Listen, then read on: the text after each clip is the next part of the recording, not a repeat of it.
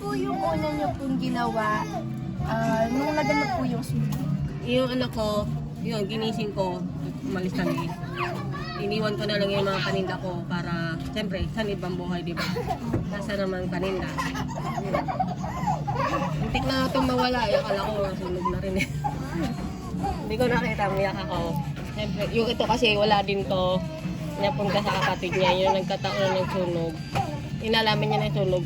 Niligtas niya yung bahay, pero kalahati lang yun, sunog din. Pati yung mga gamit niya namin. Super lapit po ba dito nung nag-start na sunog? Oh, dito lang, ito lang, ayun dyan. May namatayan din na bata dyan. Yung bata babae. Kasing laki ng anak ko. Batang babae.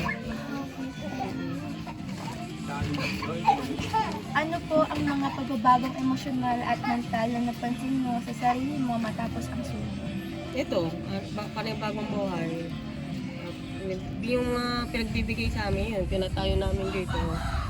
Tapos yung mga damit din. Siyempre, lahat ng gamit namin sunog. Yun, pero na-expect ko rin na pag nakakatakot din kasi itong sunog. First time ko rin yung nagkasunog dito. Siyempre, anak mo talaga unahin mo kasi mas mahalaga ang buhay ng bata, diba? May kubyan na rin. Pag nasusunog dito. Isang beses, may nasunog na naman doon sa may pulong dito sa dulo. Yun, kaya minsan, may mga sunog din. Takbo na naman kami doon. Mahirap talaga. Lahat ng tao may trauma na. Anong tulong o suporta ang natanggap mo mula sa komunidad o mga organisasyon? Natanggap. Opo. Mga gamit din, saka pera. Konting pera. Mga gamit ng plato, kuwali. Yun. Mga damit. Anong mga tiyak na hamon ang iyong kinaharap sa proseso ng pagtatayo muli ng iyong buhay patapos ang sunog? Hamon po. Pagka Yung hamon niyo pong na hinaharap ko nung nung nagsa-start po kayong tuloy, yung panibagong buhay nga na nahirapan po ba kayo sa pension? Oo naman, siyempre. Lahat naman ng tao nahihirapan. Lalo na ngayon, wala trabaho, asawa ko, wala. Mahirap talaga. Kasi gabayad pa naman kami din ng lupa rito eh. Buwan-buwan 400. Pag wala kami pera, yun, hindi naman nagpupilit ng magbayad. Kaya minsan, naghahanap din ako mga karahan ng paglalabahan. Mahirap kasi. Anong mga aral ang iyong natutunan mula sa iyong karanasan sa paggaling mula sa sunog? Mga aral po, natutunan. Yun, yung sa apoy. Parang na. Ano pong tiyak na aral po? Yung tip sa pag-aan sa tunog. Ano po yung natutunan niyo po sa sunog? Parang ako nahihirapan ako. Parang po? Doon po sa experience niyo na nasunugan kayo, ano po yung mga natutunan niyo? Kumbaga mas naging alert na po ba kayo? Gano'n? Oo, naging ganun. Tapos, lang nakakaiyak. Paano ka naapektuhan ng sunog sa aspetong pinansyal, emosyonal, pisikal at mental? Paano? Sa pinansyal mo na po, paano ka po naapektuhan nito?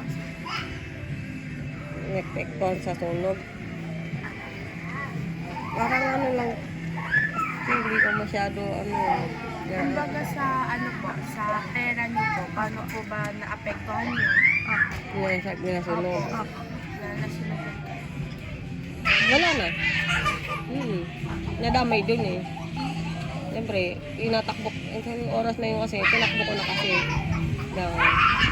Kaya may kapalit naman, di ba? Marami naman dumating na grasya.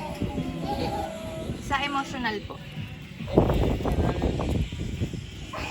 Ano po naramdaman niyo pagkatapos mo nasunog? Takot pa rin. Sa physical po at mental? Physical sa katawan po? Katawan naman. Wala naman, okay lang naman sa katawan. Pero may takot pa rin talaga. Ay, ayoko na. Mga anak ko yan, yung ng mga sunog, nag-iiyakan na.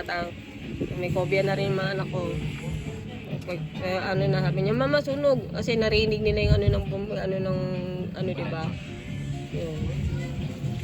Next po. Paano naapektuhan ng iyong araw-araw na gawain at kalagayan sa pamumuhay agad pagkatapos ng insidente ng sunog? Paano? After po ng sunog, paano na po yung buhay nyo sa araw-araw? Wala. Ito lang, ganun lang.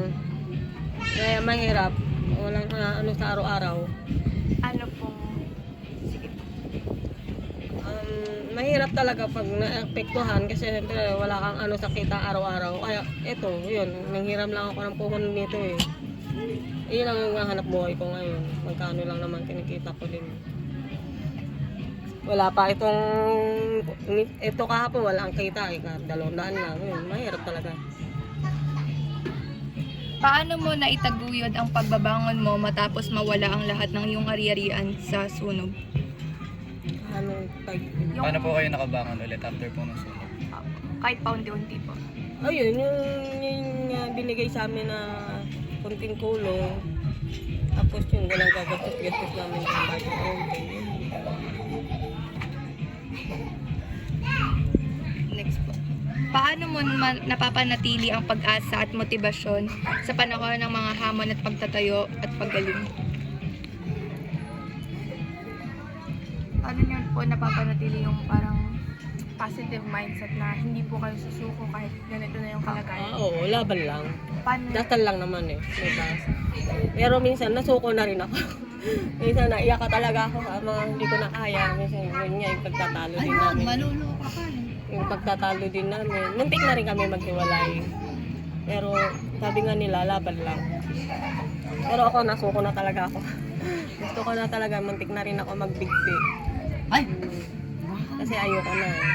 Kumbaga parang inaano ko lang yung mga anak ko yung isip ko. Yun lang. Kaya pag nakakwento ko yun, iyak ako. Kasi siyempre sobrang hirap. Diba? Tapos nag-aaway pa kayo kasi. Ang inaano niya kasi pag walang trabaho, mag-init ang ulo. Yun, doon ako nasuko. Talagang hindi ko na kaya. Paano mo iniisip ang iyong hinaharap ngayon? At anong mga hakbang ang iyong ginagawa para magpatuloy? Paano ko naisip? Yung hinaharap ngayon. Nawalaban lang ako, pero kahit ano, wala. Ayun lang, parang ngayon siguro, pag iniisip ko lagi, masisira lang yata ako ng ulo, ganun. Diba palagi mo iniisip mga problema, away. Hanggang ngayon, iniisip ko pa rin pag nagtatalo kami. Anong mga hakbang ang iyong ginagawa para magpatuloy? Anong hakbang? Apo. Ano pong mga parang paraan? Apo. Steps po. Kumbaga, Kung ano pong ginagawa Para niyo po araw-araw para lang po- makabangon. Ito na lang.